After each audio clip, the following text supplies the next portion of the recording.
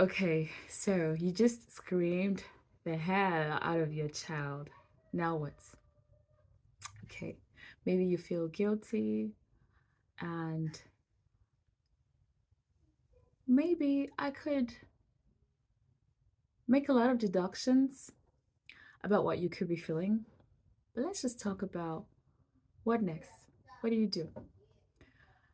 I have found myself in situations where I just completely lashed out on my child in ways that I would have never thought I could ever do.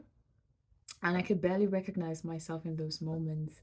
Um, and what I tend to do, this is not what I always did, but this is what I've learned to do. And also, it doesn't really happen anymore because of how I intentionally structure my day such that I have time to myself. I'm going to come back to that. Having time for oneself is so important. I'm going to come back to that.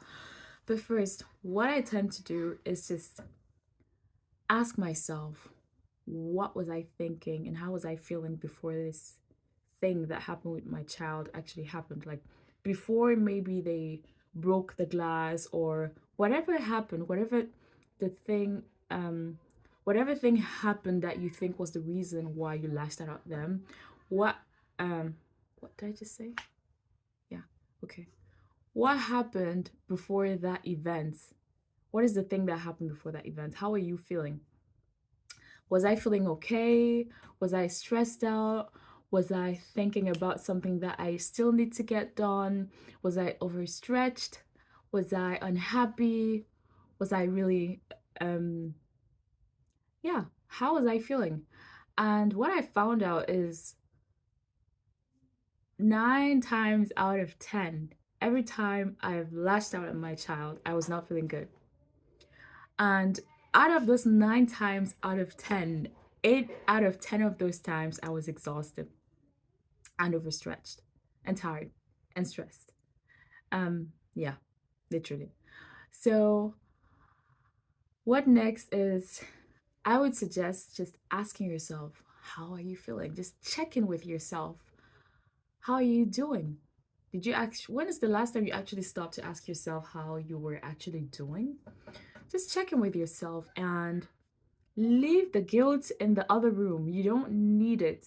That's the last thing. I've done that to myself so often, thinking that, well, I wasn't thinking that guilting myself was going to help me be a better person, but it was just my automatic way of, um, it's just always what I resorted to. Guilting myself, like, you're a horrible mom, you're a horrible person. How would you scream at your child like that? How can you do that and stuff? Um, Anyways, it doesn't help. It really doesn't help guilting yourself. It really doesn't help. And if you're feeling extremely guilty, I would recommend highly that you journal about it and discover the deeper reasons why you actually feel guilty. It 9 times out of 10 has nothing to do with what just happened. It's something that you already have inside yourself. Um, I remember Wayne Dyer said in one of his lectures that when you squeeze a lemon, you don't get orange juice. That's what I remember. I think that was exactly what he said. When you squeeze a lemon, you don't get orange juice. Just to say that if someone pokes at you and just says something and you get extremely mad, you were already mad. You had this madness, this anger inside you before the person said whatever they said. Else, anger will not come out of you because we've all experienced this. Something happens to person A and the same thing happens to person B. Or better said, person A and B experience something, the exact same experience, and they have two completely different reactions. So, yeah, check in with yourself, find out what you're feeling, and if you have guilt, ditch it out of the room, out of the house, out of your life. You don't need guilt. There's enough of it around us. Like, it's okay. Um, be nice to yourself is the thing that I learned to say to me, and that I would recommend that you say to yourself as well. Because if you're nice to yourself, you can't not be nice to others. Only hurt people hurt people. And checking with yourself is like it's the most important thing that you can do in these circumstances, because it's just a sign. If it's something that happens very often in your household, you need to check in with you and find out what is actually going on. It has nothing to do with your children. Nothing. Almost all the things, literally almost all the things um that we say about our children were the reason that we lashed out, we got mad, we did this, punished them. It almost never has to do with what actually happened, but what we were already feeling before the thing happened. That is what determines how we are going to feel when the thing that happens with the child happens. If that makes sense, I hope it does. But yeah. So be nice to you. Be nice to yourself. Check in with yourself, and once you've done your check-in and you check in and you maybe you won't find out immediately why or how you were feeling, like maybe you won't be able to put words on them. Maybe you won't be able to put words on them on your emotions or on whatever you were feeling before. Maybe you can't put words on them immediately. That's okay. But just try to reset a little bit. Maybe go for a walk. If you can't go for a walk, just sit by yourself for a bit, drink some coffee, maybe your favorite juice, I don't know, eat an apple if that's your thing. Do something that fills you up, even if it's just a little bit. And one thing that I have always done, and that I think is very important, it's my opinion, is to apologize. I don't care how old your child is, even if it's a 1 year old, say sorry. Say sorry. Tell them that this thing happened and it did not warrant you to react the way that you reacted, and that you overreacted, and that you're sorry, and that they do not deserve to be treated like that. It was a mistake, and that you're really sorry.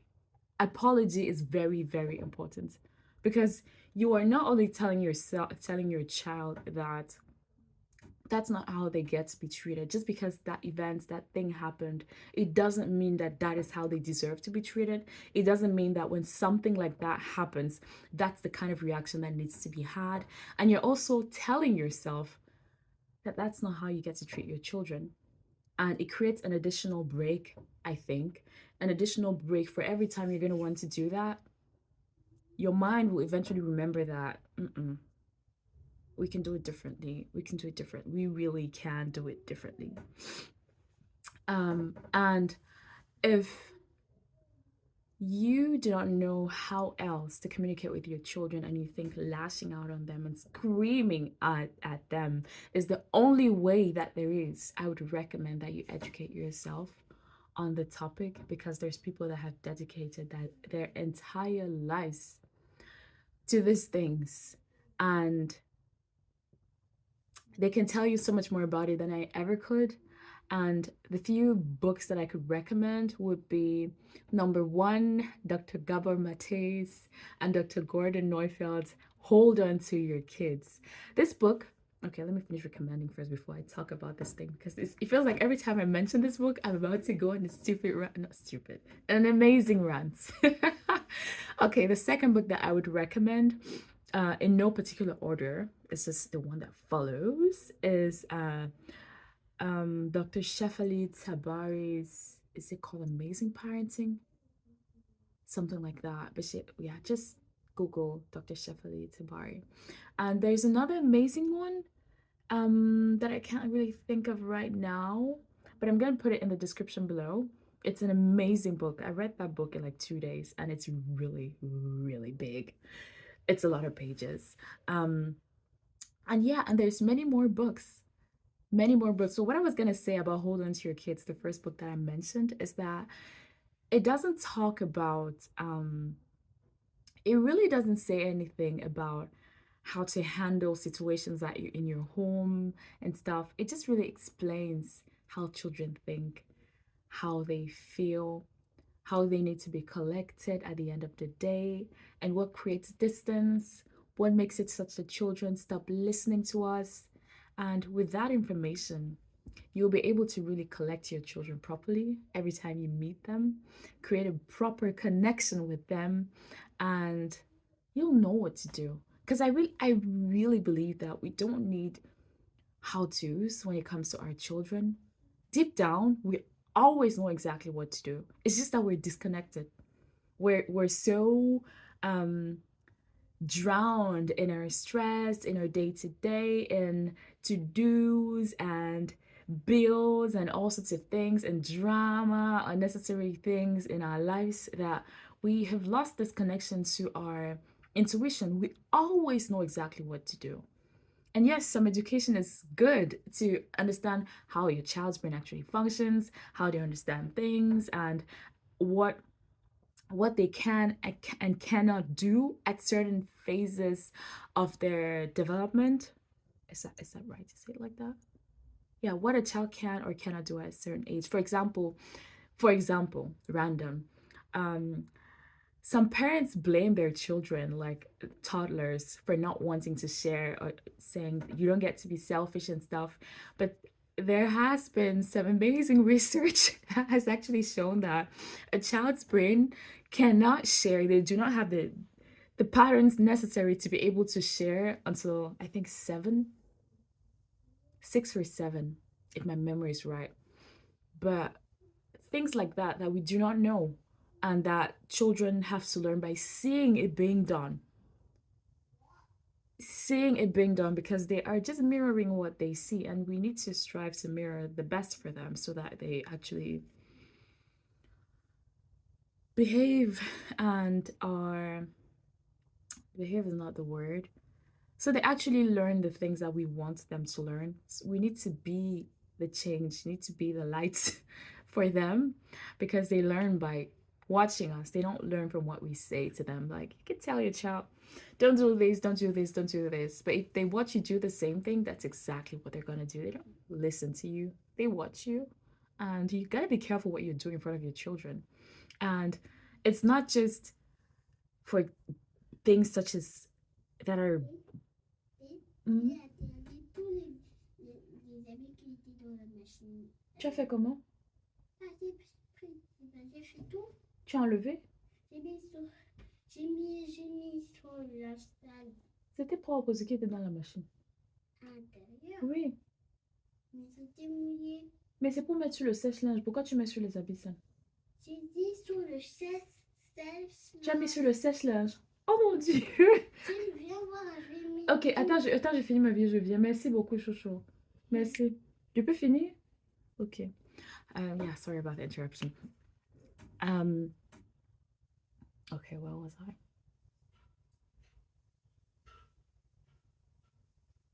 can't remember.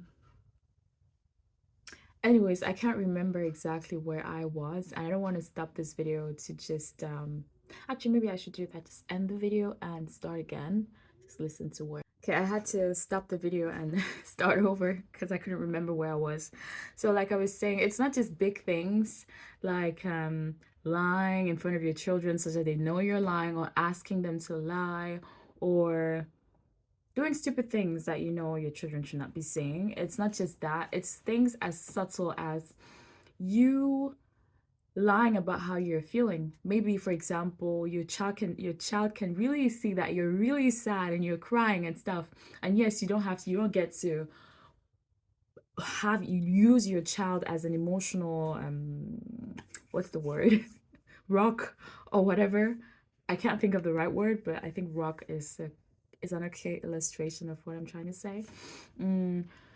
It's stuff like lying. For example, your child has seen the tears, and you're like, "No, I'm perfectly fine." You're creating a complete disconnect in their minds. Like, is it wrong to cry? Do happy people look sad? And such things that we don't actually want our children to say. We want to be honest about what is happening at their own level. Of course, you put stuff at their level. You're not gonna tell them, "Mommy is so depressed." Obviously not. Mommy's going through some things. I'm a little bit sad, but I'm gonna be okay. So they're not scared, and yeah. I really don't want this person behind me in my videos because I do not want her on the internet. But yeah, it is what it is. Anyways, so if you've screamed at your child and you've thought it was really, really bad, I just want you to know that it's okay. It's not okay that you screamed at them, but it's okay. Everything, every relationship can be fixed. Everything can almost everything can be fixed as long as you really have the intent to really fix it. Um, everything can be fixed. Tu déconcentres les personnes qui écoutent, s'il te plaît, arrête ça. Um, I would say listen to yourself, listen to your body. You're probably very tired. Rest as much as you can. Maybe your life is in a way that you can't have as much rest as you need, but get as much rest as you can. Ditch the phone, ditch the TikTok, ditch all the things that steal your time. And if you're so sad that you just want to numb yourself, ditch the phone still. Sit and cry. Sit in your bathtub, hide in a room somewhere and just cry it all out and then take a good shower and sleep. And you're gonna feel amazing the next day. Work on yourself. Love on yourself. We talk about self-love, self-love, self-love all the time, but it's unconditional love for yourself. Love yourself. And even if you did horrible things to your children, I've been there. I'm gonna talk about it in upcoming videos. I've done stuff to my child that I never imagined in a lifetime I would ever do, that I watched other people, parents, do before I become a parent, and absolutely felt just disgusted. How could you treat your child like that? I never thought I would find myself in the shoes of those people. That's why I really am not judging you. I'm coming from a place of full compassion and I'm just sharing what has helped me. And that is being nice to me, taking care of me. The more I take care of myself, the better parent I am. The more I make time for myself, the more I acknowledge what I'm feeling and I just allow my feelings to be and just work through them, the more I affirm that I am this amazing person that I actually am, that I'm reminding myself that I am because I forgot and I forget sometimes, the better parent I am. Don't tell yourself you're a horrible parent.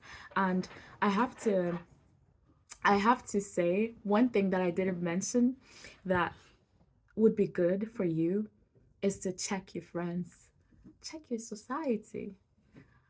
You deserve amazing friends. You're an amazing person, and if you don't have amazing friends, call them in. Be the kind of person you want around you. And what I want to say by that is that community is so important. Even if it's not, when I say community, I don't mean like so many people, even just 1, 2, 3 amazing people that you have in your life that cheer you up and that. Eh, mais les gens ne peuvent pas écouter, c'est tellement bruyant ce que tu fais, Nounours. S'il te plaît. J'ai presque fini. Yeah? So, I was going to say that I have to acknowledge this person in my life. I can't say who it is. Oh my God, I feel emotional just thinking about it. I was talking to this person one day, and it's someone that je sais pas ce que c'est. Je peux finir, s'il te plaît. It's someone that I was very close to, and that was really, or that, I don't know, is really dear to my heart. Someone that is really dear to my heart. And I was talking to this person about how bad I felt about some decisions that I had made in my as a mother that had affected my child, and things that I had so much, oh my God, things that I had so much regret about. And I just said, oh, I'm just such a horrible mom, and I just wish I was a better person, because with everything that I know, with everything that I've read in my life, I should be doing so much better.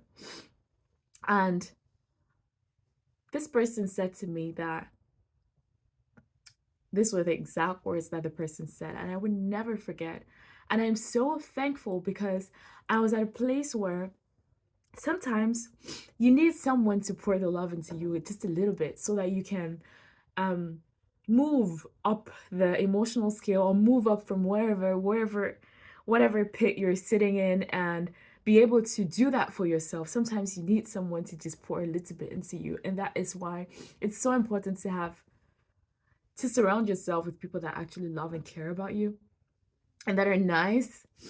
Anyways, this person said that, do me a favor, don't ever call yourself a horrible mom or a bad mom, because you're doing the best that you can. And there was something, it was not about the words, it's not the words that this person said that moved me so much and that touched me so deeply and that allowed me to be able to actually hear what he said. It was, I think it was the intent, and that he really meant it with his, he really meant what he was saying. And it was not just saying for the sake of saying, just to make you feel good. No. And I was able to feel it deep inside my soul.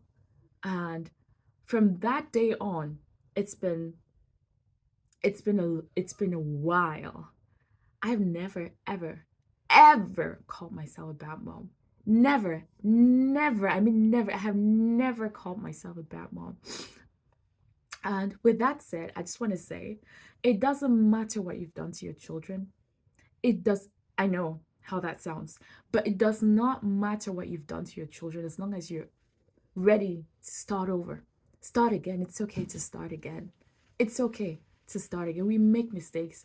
We come with our own baggage. We don't come here with a plan of how it works. Most of us didn't know what we were getting into. Most of us don't know how to actually be parents. We're just passing down everything that we were surrounded by, everything that we saw other people doing, be it our teachers in school, how they treated us, our aunts, uncles, I don't know, extended families, parents, even our own parents as well. We don't always know what we're doing. We just don't always know. And give yourself some grace. Give yourself some grace and allow yourself to learn.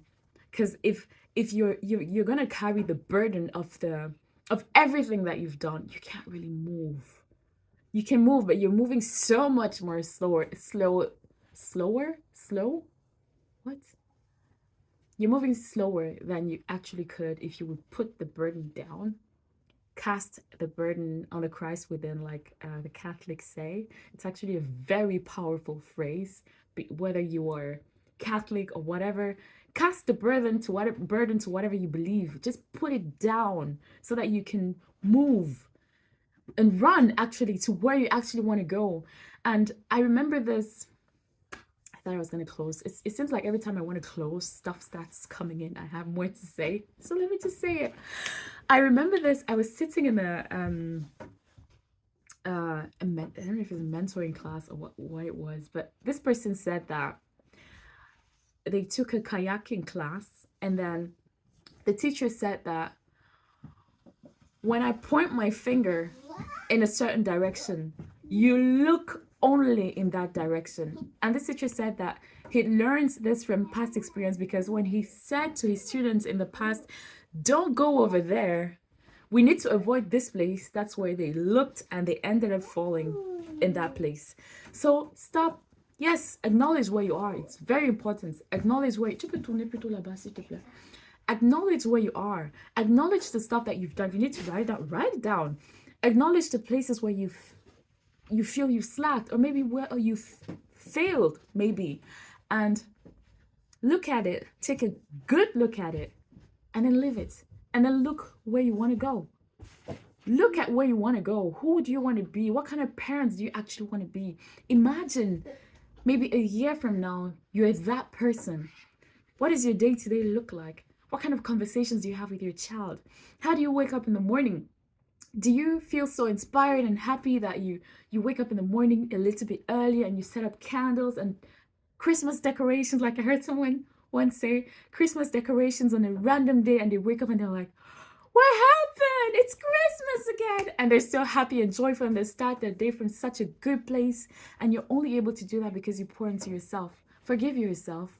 Forgive yourself. You don't know everything. No one knows everything. Be open to learning and acknowledging that you're human. We make mistakes, and we don't make mistakes because we want to make mistakes. We don't hurt our children because we want to. Hurt people, hurt people. Deal with your hurt. Deal with your own hurt and make time for yourself. And you're gonna be okay. I know this video went so much. I thought it was gonna be a short video, but I'm never ever gonna say this is gonna be a short video in any of my videos, because every time I think it or say it out loud, it ends up being at least 19 minutes. So anyways, I really hope that you enjoyed this video and that you got something out of it. It's my intention that you did, and I can't wait. I'm excited actually to see you in the next video, because I have some amazing stuff that I want to talk about. And yeah, I will be really, really glad to see you there. Bye.